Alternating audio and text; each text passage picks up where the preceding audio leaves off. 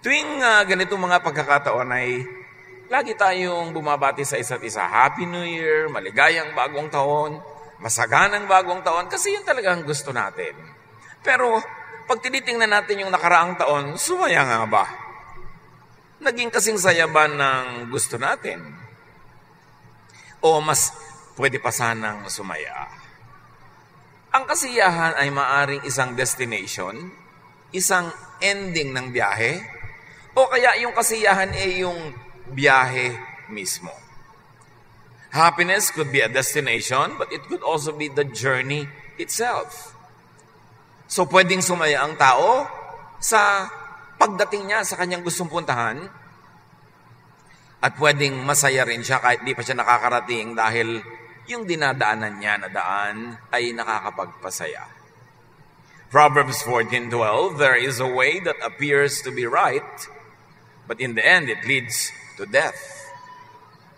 And it can be applied to the quest for happiness. May pamamaraan ng pamumuhay na maaari ang maging ending ay kasayahan, kasiyahan, at merong pamamaraan na mali pala. Hindi pala yun patungo sa kasiyahan o hindi pala kasiyasiya na daanan at tahakin ang landas na yon. Ang ating pag-aaral sa pagharap sa isang bagong oportunidad na sumaya, the in spite of road, kalye sa kabila ng lahat. Kung may kalye na ang pangalan ni in spite of, yan ang mas bisa na makapagpasaya at mas dapat tahakin. Panginoon, salamat po sa nakaraang taon. At salamat sa ipinagkakaloob niyo pang pagkakataong tumamasa ng buhay sa darating na bagong taon. Sa pagharap namin, Panginoon, sa mga bagong oportunidad na ito, buksan niyo po ang aming isip, papaglinawin ang aming pananaw, at nang lalong sumulit ang buhay. Sumulit ang bawat araw, at masumpuno ito ng mas higit pang kasiyahan. Lord, be our preacher, our teacher, our guide, our doctor. Ituwid niyo kami, gamutin, itama, turuan. Sa ngalan ng iyong anak na si Jesus, dalangin naming may pasalamat. Ano ang daan tungo sa kasiyahan? O kaya ano ang masayang daan? Philippians 4:11-13, natutunan ko ng masiyahan maging anuman ang aking kalagayan. Alam ko kung paano maghikahos, alam ko rin kung paano managana. Natutunan ko na ang sikreto kung paano masiyahan sa anumang kalagayan sa buhay. Ang mabusog o ang magutom, ang managana o ang maghirap. Ang lahat ng ito'y magagawa ko dahil sa lakas na kaloob sa akin ni Kristo. I can do all things through Christ who gives me strength.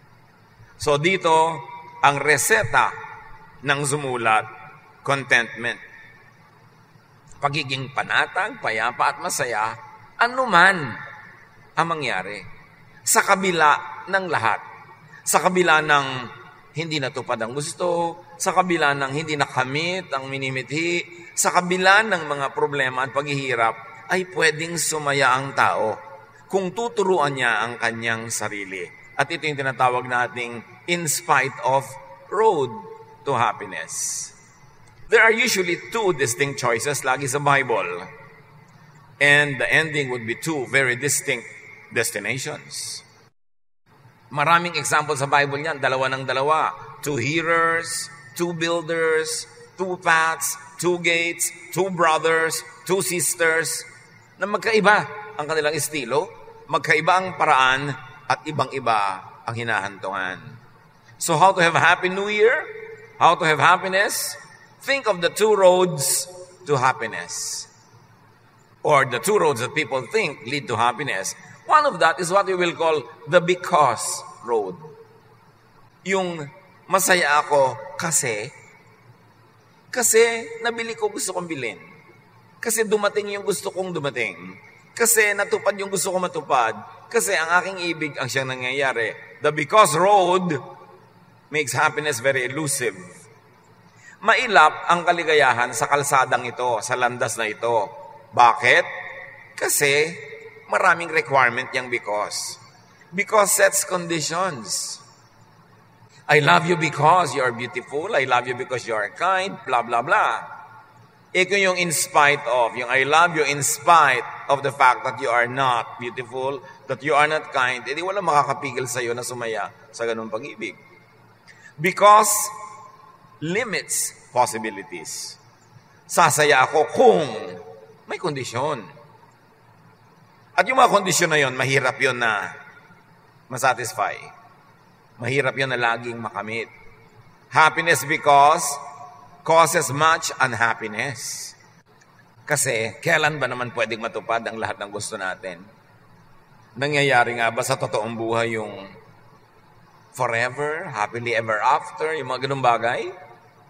Pagka iniasa natin sa because ang ating kasiyahan, masyadong mahina, marupok, mailap.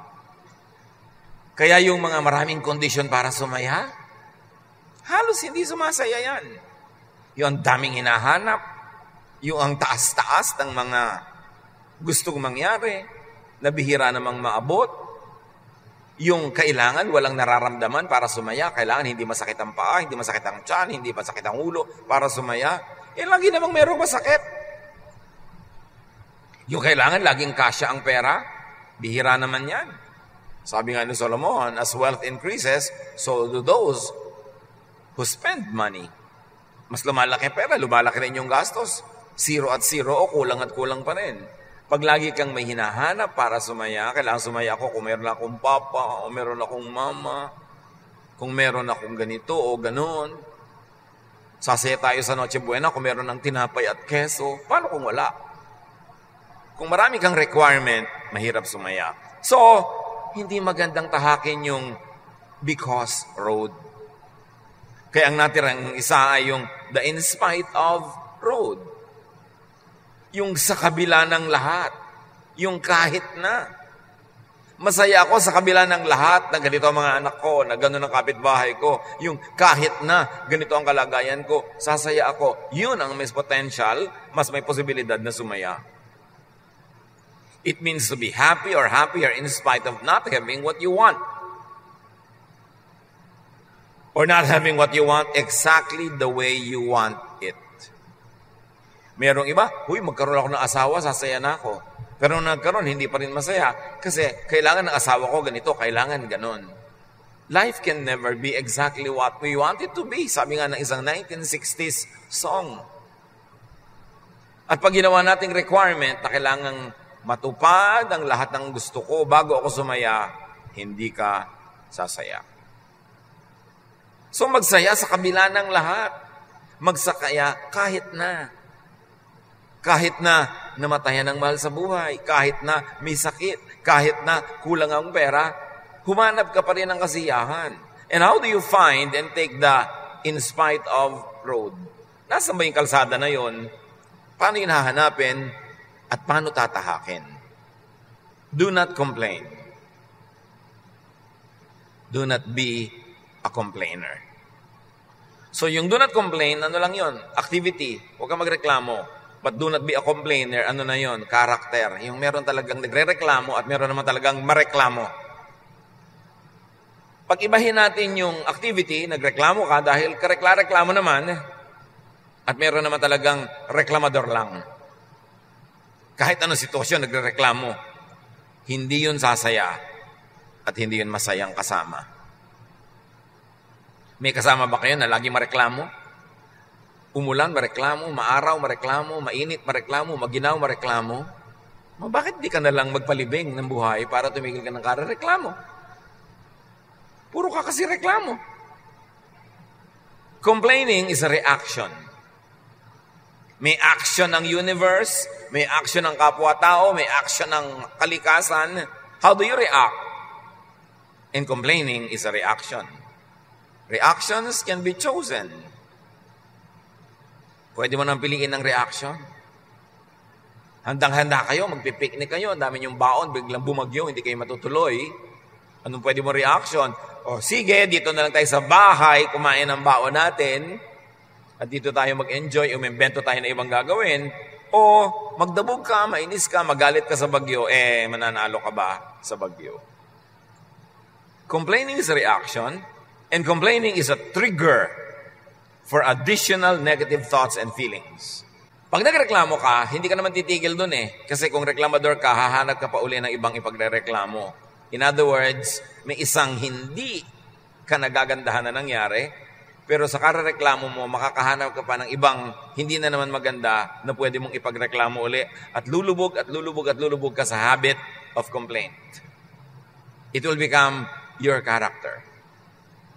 First, it's a thought. Gusto mo magreklamo, pero pagka ginawa mong action, inactivate mo, magiging puro reklamong gagawin mo. Pag pinaulit-ulit mo yan, magiging habit, and habit becomes you. It becomes your character. Marami mga tao hindi nila napapansin, naging reklamador na sila. Hindi lang sila nagrereklamo dahil dapat naman, kundi naging ugali na nila na magreklamo. Naging asal na nila. Talagang hindi mo marinig na ng pasalamat ang laging inireklamo, yung kung ano man yung reklamong hindi naman naiiba. Tulad naman sa Pilipinas, pagka mainit, ang init.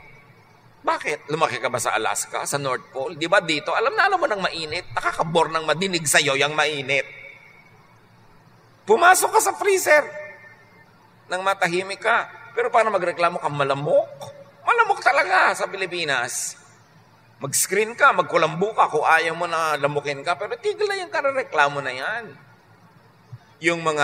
May mga karamdaman na hindi naman gumagaling, laging may karamdaman, yung dadalawin mo, may karamdaman, laging may karamdaman ako. Nakakalungkot na tuloy na puntahan, dalawin, kasi wala nang maipurin. Ay, salamat, maganda ang panahon. Ay, salamat. Puro reklamo. Hindi masarap kasama yung laging nagrereklamo. At kung pwede mo nga takasan at iwasan, iiwasan mo eh. Kasi yung saya mo natatanggal, napapalitan din ng dusa at reklamo. Tayo may pananagutan sa ating kapwa. Hindi lahat ng lungkot natin ipapasa natin sa kanila para lumungkot din sila. May mga lungkot na personal. Personalin mo na lang, sarilinin mo. Huwag mo nang ipasa sa iba. Kasi magpapalungkot ka ng kapwa. Yung kapwa mo na pwedeng magpasaya sa'yo, tumulong sa'yo, palulungkotin mo rin. Di pareho na kayo ngayong pasyente. Imbes ikaw lang ang pasyente. Huwag tayong magdamay ng mga negative feelings. Huwag tayong magdamay ng kawalan ng pag-asa. Yung nawawalan ka ng pag-asa sa buhay, idadamay mo pa yung kapwa mo. Di pareho na kayong dalawang walang pag-asa. Sino pang tutulong sa'yo? Pag pareho na kayong malungkot, pareho kayong nawawalan ng gana sa buhay, that's not the way to live. May mga sinasarili tayong lungkot na hindi na natin kailangan ipasa sa iba. Kasi, wow naman, ang tagal-tagal na niyang malungkot, ngayon lang siya sumaya. Nung makita ka, pinalungkot mo na naman, di bumalik na naman siya sa lungkot. Mayroon tayong pananagutan para pasayahin din ng kapwa. At hindi natin kailangang laging ipasa sa kanila, ipasan, idagan ang mga drama natin sa buhay. Lalo't yung mga drama na yun, iniimbento lang natin o paulit-ulit na hindi naman naiiba. I-share lang natin ang problema sa kapwa. Kung sa pag-share, masosolve. Pero kung hindi, dumadami lang yun ang mga problema, sarilinin mo na lang. Yan na yung charity mo sa iyong kapwa. Dahil siya din may dala, siya din may problema, siya din may lungkot. Hindi niya kailangang laging hatian ka sa iyong lungkot. At hindi mo kailangan laging ikalat ang lungkot mo sa buong barangay para dumilim ang buong kapaligiran. Complaining is not a good habit. Complaining multiplies sorrows. Yung mag-asawa kayo, ang anak nyo ay nasa abroad, tapos medianoche, nagsasaya kayo, tapos pagtingin mo sa asawa mo, hihikbi-hikbi ka, ang anak natin, di lumungkot na rin siya. Pauwiin nyo nang mawalan kayo ng sustento. Hindi nyo naman pala gustong pauwiin. Di magsaya-sayahan na kayo, umimbento kayo ng ligaya. Huwag i-exaggerate ang lungkot kasi nakakahawa yan. Mag-ahawa na rin lang kayo, yung kasiyahan na. Palitan natin yung mga paraan na nakakapagpabigat sa buhay. Kasi sasandali lang ang buhay sa mundo, papabigatin pa. Mabigat na nga, dadagdagan pa ng bigat. Pwedeng piliin kung magrereklamo o hindi. Magreklamo kung ang reklamo ay merong magandang bunga. Halimbawa, very poor ang service ng isang hotel o isang ospital. Pwede mong ireklamo para maiba yung service, para magbago. Pwedeng reklamo ka ng reklamo sa mga bagay na hindi naman kayang palitan. Nandiyan na kasi, tanggapin mo na lang. Huwag ka nang maging masaya because maging masaya ka na in spite of, sa kabila ng lahat. Paligayahin mo ang iyong buhay kasi gusto ng Diyos na makita niya na ina-appreciate natin na binibigay niya. Nagpapasalamat tayo sa binibigay niya at di man natin lagi naiintindihan, nagtitiwala tayo na tama siya sa ibinibigay at sa hindi ibinibigay. Kung kailan at kung kailan ibinagkakait, tama siya lagi. Magtiwala. Hindi laging puro reklamo. Yung iba magpe-pray pero ang pray puro reklamo. O puro shopping list, puro kailangan, puro gusto. Wala man lang ng mga pasalamat, wala man lang ng mga papuri sa Diyos. May mga taong gustong-gustong yumaman. Nung yumaman, nung nagkawasak-wasak ang pamilya, noon na-hold up, noon na-kidnap, noon nagka-gulo-gulo ang buhay. Hindi pala bagay sa kanya ang yumaman. Alam niyo bang maraming taong hindi bagay yumaman? Kasi hindi nila kaya. Hindi kayang dalhin ng dibdib nila yun. Wala silang training. Kaya dapat kung gusto mo man, dahan-dahan lang ang hingi, hindi bigla-bigla. Kasi maraming napapahamak pag yung sobrang nilang gusto and biglang dumating, hindi pala sila handa. Complaining is a mindset. It is a value system. Ang pagrereklamo ay korte ng utak na dapat baguhin. Meron talagang korte ng utak na nakahulma para magreklamo. But science has proven that every new information in our brain changes the shape of our brain. Ito yung may bagong nalalaman ng utak na iiba ang kanyang korte. Kaya ang tao dapat laging may bagong nalalaman, bagong maganda, positibo, maka-Diyos na nalalaman.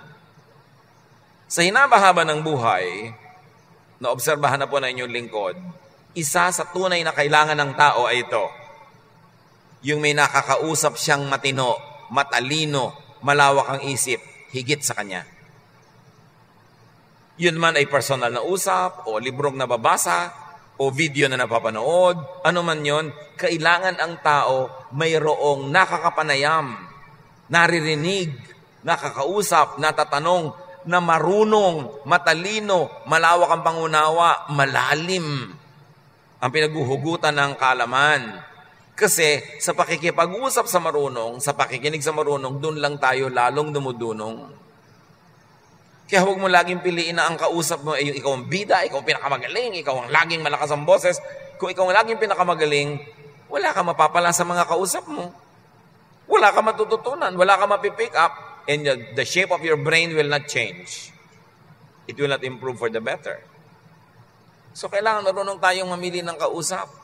And I have seen many people in real life na hindi mo nakita ng 5, 10, 15 years, nung makausap mo, para ang liit-liit ng utak, ang kitid-kitid ng pananaw, ang babaw-babaw, kasi sa nakaraang 10, 15 taon, wala man lang nakausap na matino.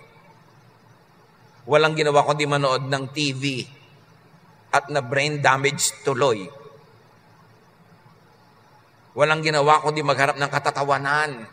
Walang ginawa kundi mag-usap ng mga chismis, mga reklamuhan. Ang lagi mga kausap, puro mga kapintasan ng kapwa, mga kapitbahay, mga chismis.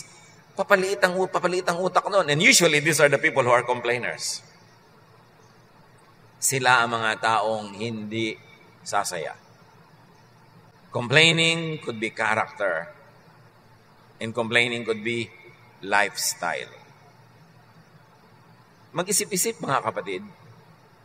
Sa pagharap naman natin sa bagong taon, huwag na nating i-export into the new year yung mga dating hindi magandang lifestyle and character. And one of that is being a complainer. Now, you can choose to complain or you can choose to not complain, to accept the situation that cannot be changed, and to be happy and happier. Kung kayo may karamdaman, huwag niyong gawing kondisyon na wala kayong nararamdaman para kayo sumaya. Kasi lagi kayong may mararamdaman, hindi na kayo sasaya. Dapat hindi yung sasaya ako kasi wala akong nararamdaman. I will be happy because. It's impossible. Pero sabi mong, sasaya ako sa kabila nito. Sa kabila na may nararamdaman ako. I will make myself happy in spite of the fact that I have an imperfection, that I have an illness, that I have a sickness. Ephesians 4:31, stop being bitter and angry and mad. Tama na daw ang kapaitan, ang galit, ang puot. Tama na. Kung yung mga nakaraang taon, galit ka doon kay Aling Kulasa, next year ba galit ka pa rin? Di dala-dala mo na naman sa kabilang taon yung mga kabigatan, mga kapaitan. Yung inis mo ba sa biyanan mo, sa manugang mo, sa hipag mo, dadalhin mo pa rin into the next year? Kung talaga nakakainis, iwasan mo na lang makita, iwasan mo makausap para hindi ka lagi naiinis. Pero kung lagi kang nainis, you've got to do something to stop it. Sabi, stop! Ibig sabihin, it is in your hands. Kaya mong pigilin yan. Pero huwag pa ulit-ulit. 3 taon mo nang nirereklamo sa asawa mo, yung kapitbahay nyo, maawa ka naman sa asawa mo. Kailangan niya laging marinig tong basura na to, itatambak mo sa tenga niya. Luluwag ang dibdib mo, pero yung dibdib niya ang pinasikip mo sa karereklamo mo. Yun ang ministry Hindi lahat ng sikip ng dibdib, pinapasa mo sa iba. May salamat. Alam mo, humihinga lang ako para luwag ang dibdib ko. Oo nga, pero dibdib ko sumikip. Sige, huminga ka pa para mamatay na ako. Sa kapapakinig sa iyo. Kailangan, nakakahinga tayo. Totoo yun, maganda. Pero makahalata naman kayo kung yun at yun din lang ang hinihingan nyo. Dapat ibahin nyo na lang yung pananaw nyo para hindi nyo na problemahin. Be changed by the renewing of your mind, sabi ng Romans. Baguhin mo ang iyong pananaw para bumago ang iyong saya, bumago ang iyong kalagayan sa buhay. 2 Corinthians 7:4, in all my trouble, I am still very happy. Yun ang attitude. I am happy in spite of. I have taken the in spite of road instead of the because road. Sabi niya, alam niyo, sa kabila ng aking mga problema, masaya pa rin ako. Bakit ko papayagan na tanggalin ang problema ko ang saya? Di hindi na ako sasaya kahit kailan. Kasi meron bang one single day na walang problema ang tao? So how do you find and take the in spite of road? Learn to be satisfied in spite of. Learn to be satisfied with whatever you have. And with all kinds of conditions.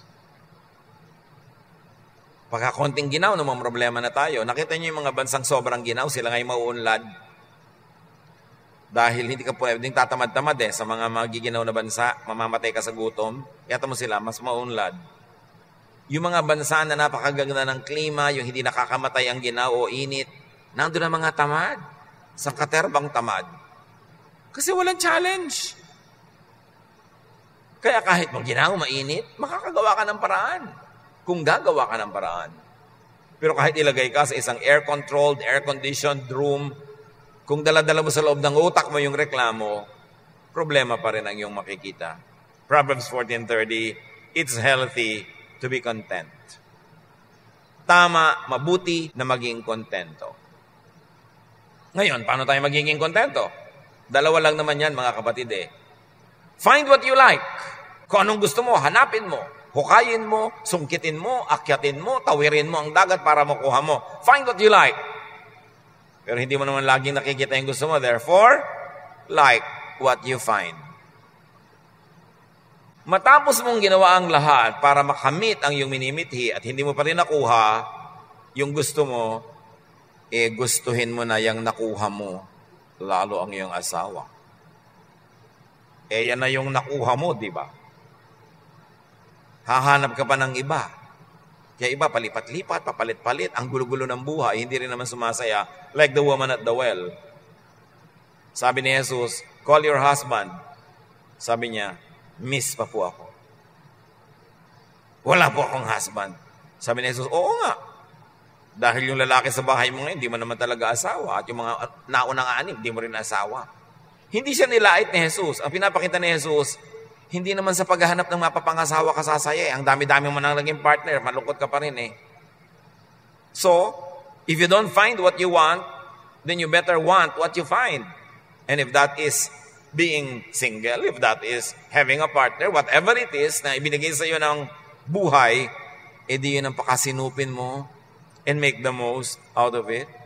Akala ng iba, pag marami silang anak, sasaya, pero kahit nga 7, 8, minsan namamatay pa rin sila mag-isa Wala rin lahat. So hindi dapat iniaasa sa ganun ang ating mga kasiyahan. Ang kasiyahan mo dapat hindi nakaasa sa kapwa, sa nature, sa weather. Dapat nasa loob ng puso mo, bit-bit mo kahit saan. And that is attitude. Sino ba ang tunay na masaya? Yung mayaman na hindi kontento o yung mahirap na kontento o yung gitna? Proverbs 15:15, the poor have a hard life, but being content is as good as an endless feast. So niya alam nyo, mahirap ang buhay ng mga maralita. Pero kung kontento sila, parang araw-araw piyesta. Para ring mayaman na araw-araw piyesta. So pwedeng maging equal ang napakayaman at napakahirap.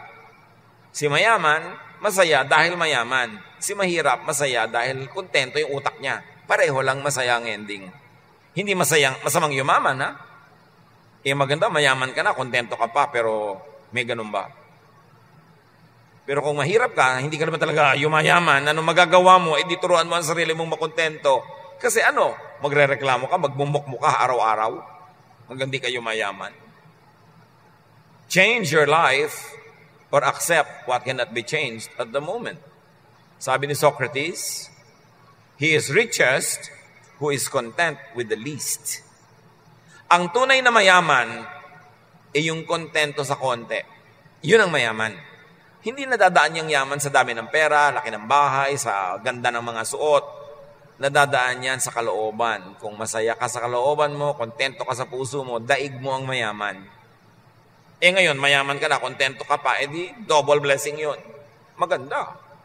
Pero kung yumaman ka na nga, binless ka na ng kayamanan, hindi ka pa kontento, baka mainis na rin sa iyo ang langit. Pinayaman ka na, hindi ka pa kontento. Ano pang gusto mo? Kaya dapat ang tao, ibahin ang pag-iisip. Be more appreciative of God and God's blessings. Really, happiness is not in things. It's not in people. Happiness is in the mind. Ang kasayahan, ang kasiyahan ay nasa paraan ng pag-iisip. Nasa puso, nasa utak. Happiness is not produced only by situations. Most of the time, happiness is produced by the mind. In the mind. So ang taong masaya ay hindi mo pwedeng sabihin dapat mahirap o dapat mayaman, dapat may asawa o wala, dapat malusog o hindi. No. Kasi merong may asawa at merong wala na malungkot. May malusog at merong may sakit na pareho ring malungkot. Ang masaya ay yung naturuan niya ang kanyang isip na ipagsaya, ipagdiwang, ipagpasalamat, ano man ang nasa kanyang kandungan sa oras na ito. Kahit yan ay hangin, ay kanyang ipagdiwang. Yun ang masaya. Learn to be satisfied with or without an on-call companion or companions. Hindi kailangan laging may kasama. Kaya yung mga ilusyon, yung mga ginagawa nating drama na kailangan pag Pasko magkakasama ang buong pamilya, gaano karaming pamilya ang pwedeng magkasama-sama lahat pag Pasko? Lalo na 10 million Filipinos are working abroad. Di ang dami na. 1/10 of the households may kulang. At hindi lang abroad. Kung nagtatrabaho sa Cebu o sa Davao o sa Batak, di hindi rin kayo kompleto. Kaya napaka-cruel ng mga advertisement, mga Christmas card, mga drawing na tatay, nanay, 2 anak, at 1 aso, magkakapit at may parol, ang saya. Pero gano'ng karaming tao ang ganon? Kahit mga school can be very cruel. Laging, tell us about your mother, tell us about your father, tell us about your family. Paano kung inabandon na po kami ng tatay ko? Paano ikukwento ng bata? Ang dami-dami ngayon ng mga households na hindi kompleto na may tatay, may nanay. Nanay lang o tatay lang o lola. Tapos ang nakadrawing, tatay, nanay na magkahawak, mga batang magkakahawak. Hindi ba parang iniinggit mo at kinakawawa yung mga taong hindi ganun ka-ideal ang buhay? We should be more sensitive to people na hindi natin sila bigyan ng mga standards of happiness na unattainable to many. Tanggapin natin ang sitwasyon na hindi lahat ng pamilya ay buo. Hindi lahat ng bata ay may tatay o nanay na katabi. Hindi lahat ng tao ay may asawa. Hindi lahat ng tumatanda ay may savings. Yun ang tunay. At yun ang katotohanan ng buhay na alam ni Jesus at tinanggap niya ang mga taong galing sa mga ganoong background.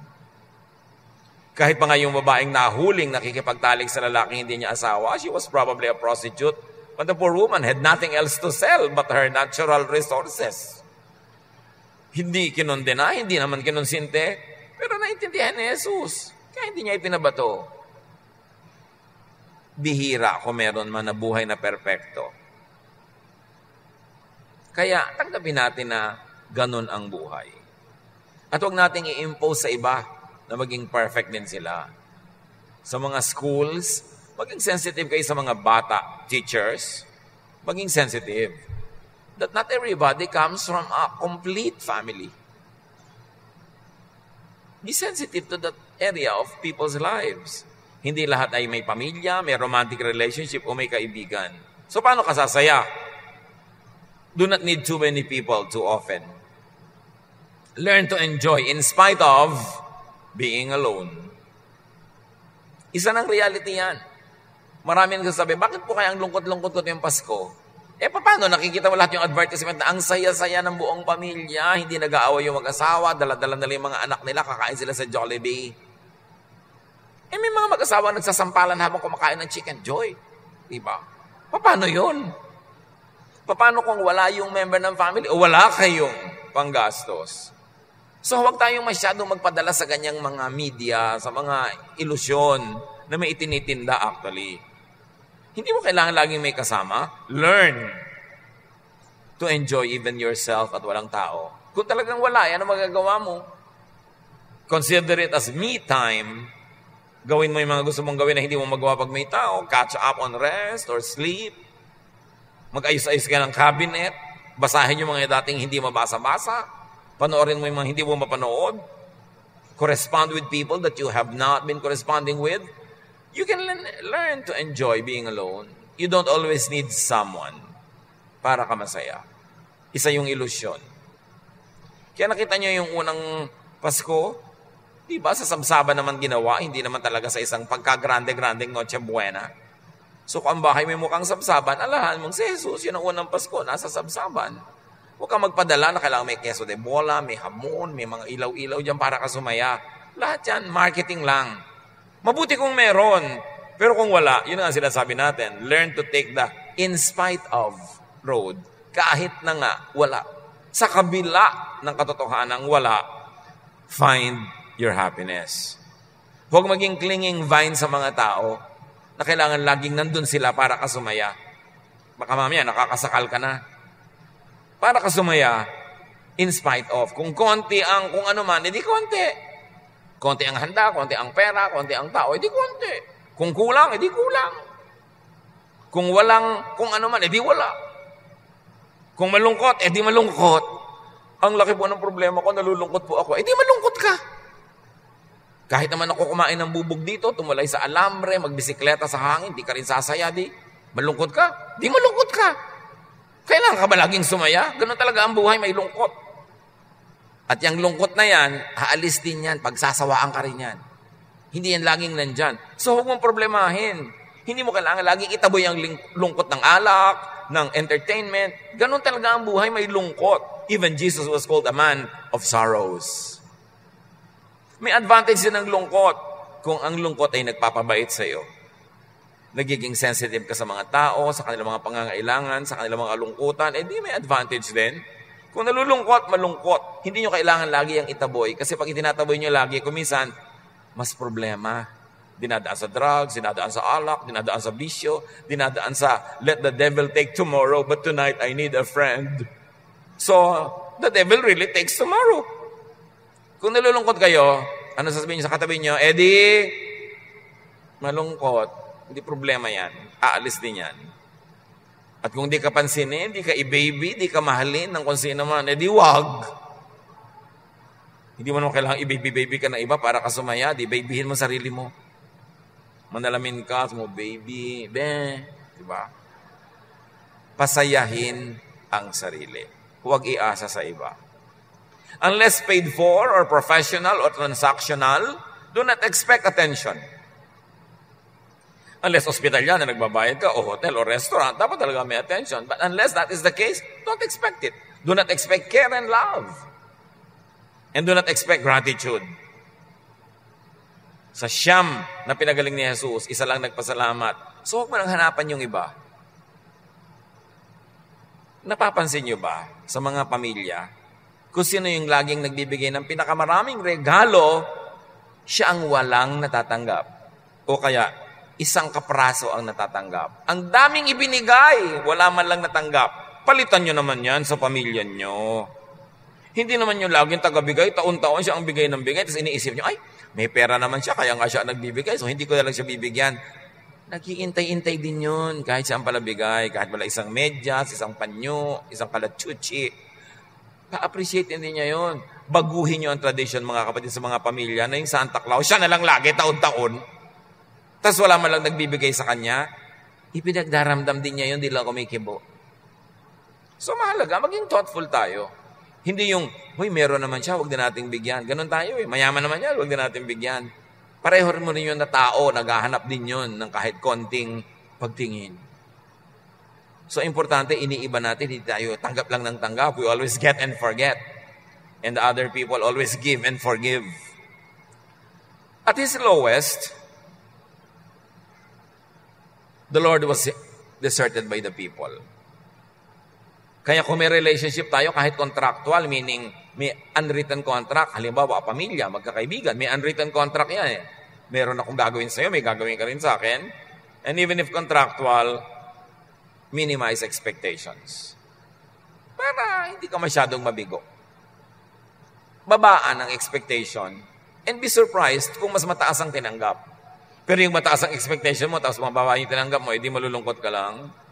The Lord was deserted by His followers. Mark 14:50, and Jesus' disciples ran off and left Him.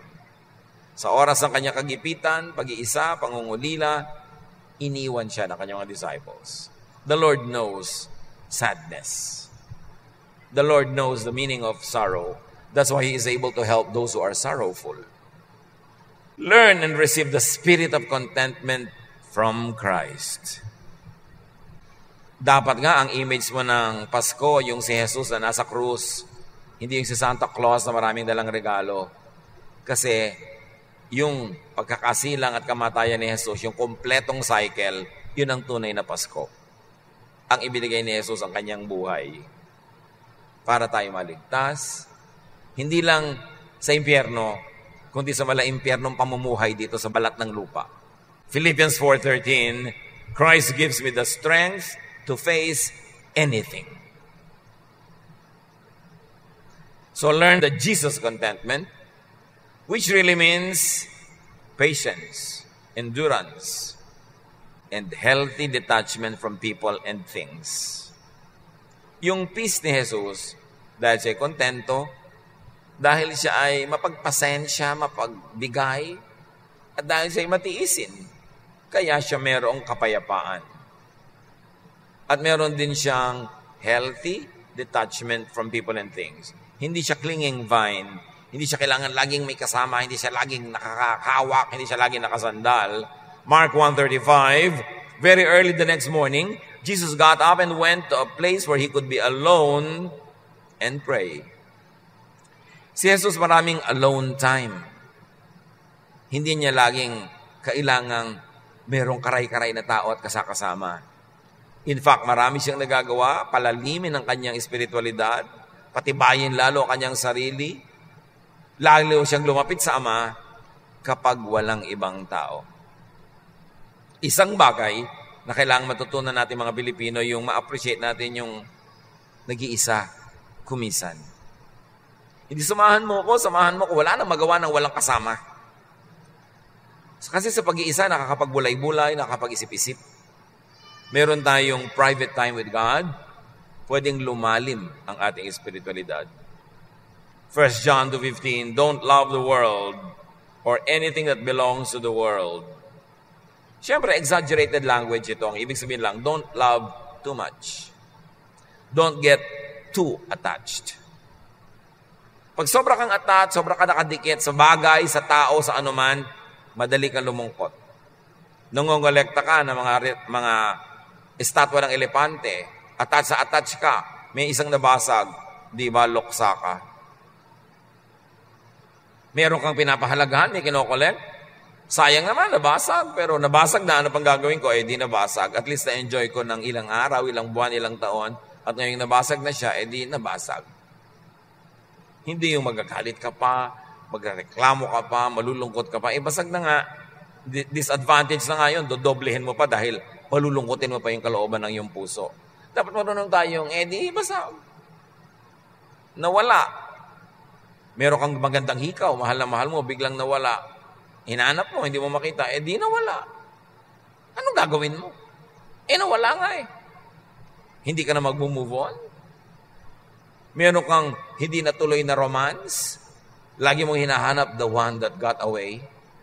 Nag-got away na nga Move on. Di naka-get away. Ganun talaga ang buhay. Learn the understanding and acceptance of people. Yan ang tunay na peace ng Panginoon.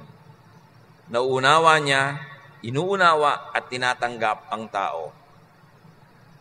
Gaano karami sa may asawa ang inuunawa nyo at tinatanggap ang inyong asawa, ang inyong ina, ang inyong ama, ang inyong kapatid, ang inyong kaibigan? No. Most of us are in the business of changing people. We don't accept and understand people. We want them to change according to our taste. That's why we are unhappy and they are miserable. Romans 14:1, welcome all the Lord's followers, even those whose faith is weak. Don't criticize them for having beliefs that are different from yours.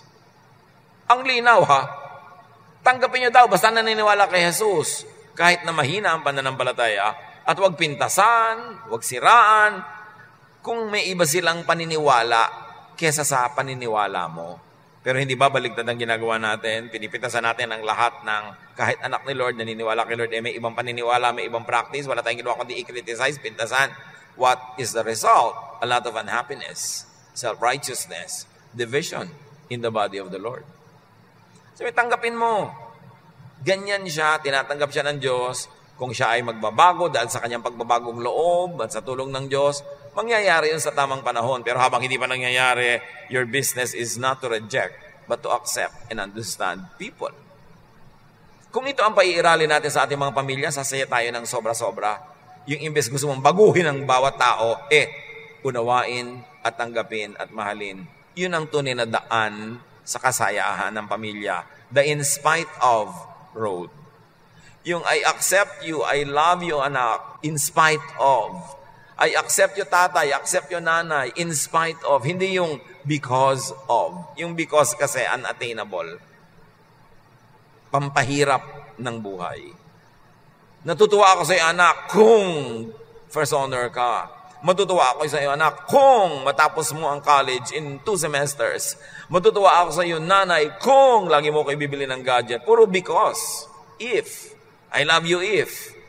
Kung I love you in spite of, sino ang makakabuwag ng inyong pagmamahalan? Sino ang makakasira ng inyong samahan kung mamahalin kita sa kabila ng lahat? Hindi kung masisiyahan ako sa iyo. Learn simplification of life. Huwag i-complicate. Change what you can change. Accept what you cannot change. At sabi nga nila, have the wisdom to know the difference. Kung ano ang dapat binabago at kung ano ang dapat tinatanggap na lang. 1 Timothy 6:7-8, we didn't bring anything into this world and we don't take anything with us when we leave. So we should be satisfied just to have food and clothes. Can you imagine the teaching? So, may kinakain ka ba? Meron naman. May damit ka ba? Meron naman. Di dapat masaya ka na. Ano pang gusto mo? Mabubuhay ka na niyan. Lahat ng higit dyan, dagdag. At yung dagdag, hindi requirement yon, dagdag lang yun So kung may kinakain ka, may suot-suot kang damit, lalo may tinitiran ka, masaya ka na dapat. I-apply natin ito, hindi para tayo mawala ng ambisyon o mawala ng pagsisikap, kundi para hindi tayo napakahirap i-please. Pag meron ka niyan, salamat na. Ngayon, magsikap ka para madagdagan. Pero kung hindi pa dumadating yung dagdag, ipagpasalamat mo to. Hindi ka maubusan ng ipagpapasalamat. Minimize your needs and wants and minimize your expectations. That will also mean that you minimize your frustration and your own unhappiness. How to have a happy new year? How to have a happy life? Change your mind. At kung happy ka na, change your mind for the better para happier ka pa. Your happiness is not out there in the stars. It's inside your brain. Your happiness is not dependent on so many people everywhere. It's dependent on your attitude. Your wealth is the way you think. So lahat nangyayari sa loob ng isip. Train yourself to be happy in spite of, sa kabila ng lahat. Nadadaan yan sa training, sa practice. And begin with, pag may reklamo ka, stop! Nagrereklamo yata ako, titigil ako kahit hindi pa tapos yung sentence. Kumusta po kayo, Lola? Sasabihin mo, ay, masakit ang pa ako. Teka, buhay pa ako, salamat sa Diyos. Diba? Kumusta ka naman, nanay? Kulang ang budget natin. Ay, buhay pa tayo. Meron tayo kahit konting pera. Salamat. Doon pa lang, pigilin nyo agad pag nagre-reklamo kayo. Train yourself. Training yan. Kailangan conscious ka. At kung gusto nyo pa lalong galing ang training, makipagkasundo kayo sa isang kasama sa bahay o isang kaibigan, isang kamag-anak. Tuwing nagre-reklamo ako, pwede ba pakisampal mo ako na malakas? Talaga? Sabi nung kasama, sige. Tuwan-tuwa siya dahil araw-araw, puro ka pala reklamo. Gusto ka niya talagang pagsasampalin eh. Diba? At tuwing hindi ako nagre-reklamo, pwede ba? Masahihin mo ko, i-foots pa mo ko. Yung reward people, we should change our habits and we need people to remind us. Nagre-reklamo ka na naman, mommy. Sasabihin ni daddy, oo nga no, sige, change. Hindi yung, talaga naman. Alam nyo, pag ikinokore kayo, huwag kayo magalit-galitan, huwag kayo ma-offend. Tanggapin niya, salamat sa correction. At siguradong may pag-asa kayo sa buhay, huwag ka ganun. Philippians 4:11-13, I have learned to be satisfied with whatever I have. I know what it is to be poor or to have plenty. And I have lived under all kinds of conditions. I know what it means to be full or to be hungry. To have too much or too little. Christ gives me the strength to face anything. Happy New Year, people of God.